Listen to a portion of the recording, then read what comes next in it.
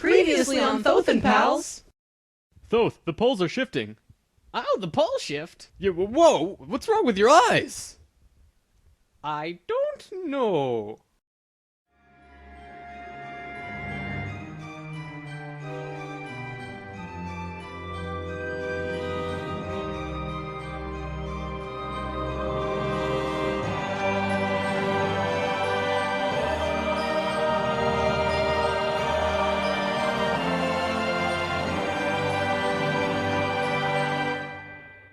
When Thoth first saw signs of the polar shift, they returned to the land of Chem and raised the warship into the sky. They went to Atlantis and picked up the Nacals. The Nacals weren't just passengers though, and each and every being was working in unity to create a very powerful Merkaba around themselves and the ship.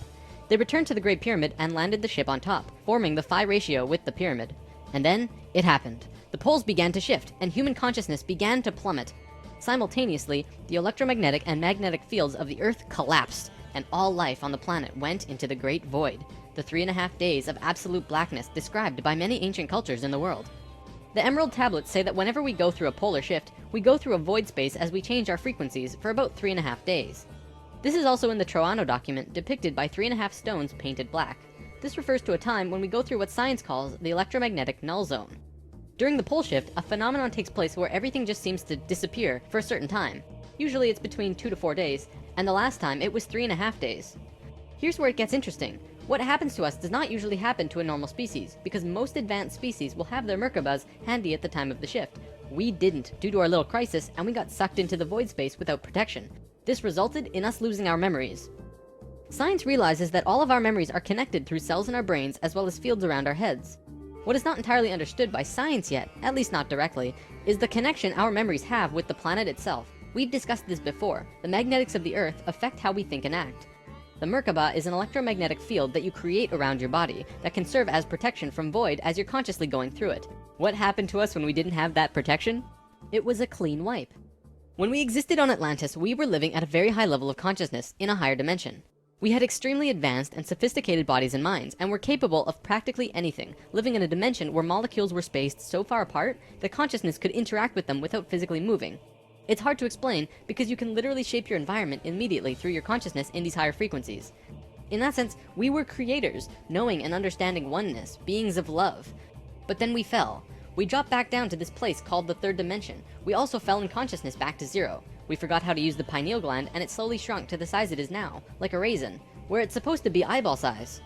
When this happened, we forgot how to breathe source energy into our bodies, and our lifespans went kaput. Eventually, we went from 900 years to what it is today. We had not experienced this dense reality that we had before, at least for a very long time. We were kind of like a supercomputer that gets completely wiped. No operating system or anything. We had these advanced physical bodies, but we didn't know how to use them. This is why today we are so physically advanced compared to pretty much all the other animals in this third dimension.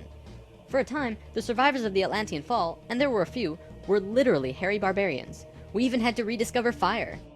The reason we're having such a hard time finding evidence of Atlantis is because for the most part, the events of Atlantis took place on a much higher dimension than our physical Earth exists on right now.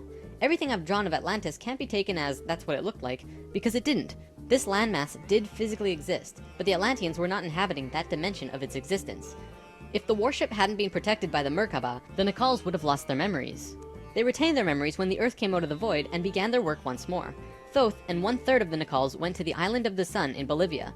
Aragot and 1/3 went to Tibet, and Ra and the remaining third went to Egypt, where they waited. Now, we're going to begin bridging the gaps between this story and our current history. In between the fall of Atlantis and the dawn of our first civilizations, who were the Egyptians and the Sumerians, there was a 6,500-year gap between them. What was happening to us in that time? We have to look at this precession chart again. This is where we fell in consciousness, point C, and this was our falling asleep phase too. Thoth, Ra, and the Ascended Masters were waiting until point D. They had to wait for humans to just evolve themselves over a 6,500-year time period until they were advanced enough to actually receive this new information that they were going to provide. Sometime in here was when the flood of Noah occurred. Because of the pole shift, the Earth went through an ice age. This is scientific fact. When the ice melted, it would have caused massive flooding. DNA is the physical manifestation of who you are. It is your soul's physical aspect. What we are seeing in DNA is changes in the codons. There's 64 possible codons in DNA, and humans only have about 22 or so. What we're finding is that there are 6 more codons being activated within these children, and they are choosing 2 of the 6. These kids are what we call indigo and crystal children, and probably the super psychics as well. Now, this is a chromosome. Basically, what this is lots and lots of DNA wrapped into this weird H-like shape. This is located in every cell and is part of your body of consciousness. What Thoth tells us is that every level of consciousness seen here not only has its own consciousness grid, but its chromosome change as well. The second level, where we are now, has 44 and 2 chromosomes. To any scientist, this is basic biology. The first level, however, has 42 and 2, and this third level has 46 and 2. The fourth and fifth have 48 and 2 and 50 and 2 respectively. The primary physically visible difference between these DNA in all life is height. The first level has an average height of 4 to 6 feet tall. The second level, us, has an average height of 5 to 7 feet. Third are about 10 to 16 feet, which we are about to translate to. Fourth is 30 to 35 feet, and the last is 50 to 60. You may remember a being named Metatron, the Hebrew archangel who is the perfection of what humanity is to become. He was 55 feet tall, that guy. The last two heights are far in the distant future for us, though. This is a place in Egypt today called Abu Simbel. The first thing you notice is that these statues are huge, but with the information about the DNA, this paints a different picture. These beings would be in the 60-foot range if they were to stand. They were at the 5th level of consciousness. These beings on a different wall are 35 feet tall, 4th level of consciousness. Here are some 3rd levels as well. Archaeologists saw this and thought that it meant that the man was just much more important than the woman, when in actuality, the kings of Egypt had 5 different names, one for every level of consciousness. Some of the kings were even able to translate into different dimensions, and that's how they guided the population with the power of the gods. In Egypt, according to today's top archaeologists and researchers, the Egyptians and Sumerians both began their civilizations right around the same time from each other, within a few hundred years or so. Both of these civilizations emerged out of nowhere with perfect writing abilities that were not improved upon since. When they first emerged, they were extremely sophisticated and clear, and slowly degenerated over generations. No archaeologist can explain how this happened or explain how it could have happened. They placed Egypt and Sumer into a special classification called stair-step evolution. What happened was, one day, Egypt got its language, full and complete. Then the knowledge leveled off. And then it got another massive leap a little while later. Then suddenly, they knew everything about water and moat systems just perfect. Then, a little time later, bam, they're masters of hydraulics. How did Egypt and Sumer do this? Well, this is what Thoth said. When we were evolving on our own for 6,500 years, Ra and the Ascended Masters were waiting in an underground city beneath the Great Pyramid. We'll come back to this in a bit. Thoth's son Tat formed a group called the Tat Brotherhood, which is a secret group that still exists today as protectors and keepers of the sacred temples. Today, they're still connected to the Ascended Masters. So about 6,000 years ago, some members of the Tat Brotherhood would wait until they would meet someone who could understand what they were going to teach them. When they found someone, they would just tune their frequencies to the 3rd dimension and walk up and tell them information flat out. They said, hey, if you do this and this happens. The Egyptians would say, wow, look at that. Then they would go underground, wait another little while, and repeat the process. Over a short period of time, the Egyptian and Sumerian evolution shot up in stair steps. As for the Sumerians, they also received a more detailed story by those who were assisting them. They described to the Sumerians in all of the details they remembered. They said, this is the history of the planet, write it down. The Sumerians knew about the precession of the equinox because they were told it by the Nacals from Atlantis.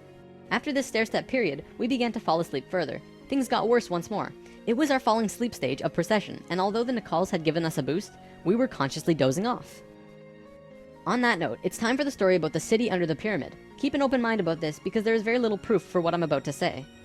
For over 40 years, Drunvalo Melchizedek has been studying human consciousness through sacred geometry and spiritual teachers and masters all over the world.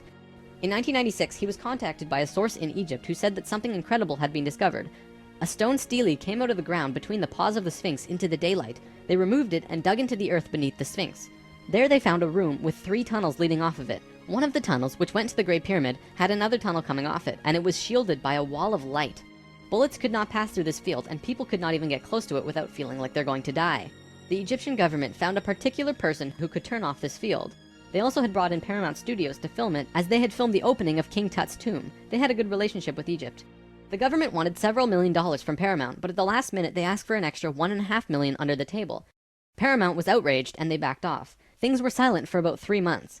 Then, Drunvalo heard from a source again, who was involved in all this, who said that 3 men shut off the light field and went inside. They found themselves inside a very large building that went on for miles underground, which was really the edge of a giant underground city, which was really just one giant building. Then, a little while later, an Egyptian archaeologist named Larry Hunter began describing the same thing, but more detailed. He said that the city was 6.5 by 8 miles wide and 12 stories deep, and the city was outlined by specific temples in Egypt. The 3 pyramids are lined up with Orion's belt. But there are also small temples for every other star in the constellation. Those temples map out the city underground and are made out of a special stone not found anywhere else in Egypt called Koinen stone. Incredibly enough, very recently, ancient tunnels were found in Romania that led to both Egypt and the inner earth. Now, I don't have time to go into detail about this particular story, but if you want, check out the book Transylvanian Sunrise by Radu Sinamar. To be clear, this is a theory that has not been accepted by the Egyptian government, but the underground city that Thoth said was there is, according to Mr. Hunter, marked by temples made of a unique substance, and the temples match the star pattern of the constellation of Orion. 4,000 years after the stair-step evolution, we were at our lowest stage of our evolution. We were hitting bottom on the awareness road. Suddenly, out of the darkness, 3 men came to Earth to give us a little nudge.